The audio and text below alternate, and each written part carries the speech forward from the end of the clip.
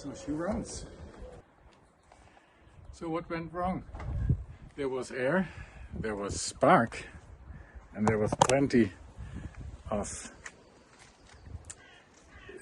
gas when jumping the fuel pump relay, but it was a little bit more complicated because of the Hall sensor.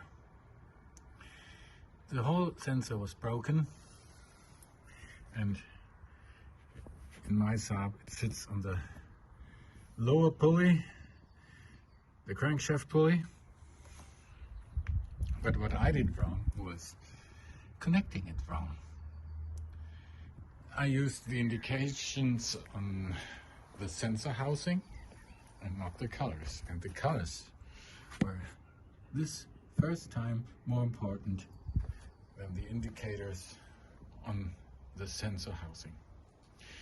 But regardless, now she runs again.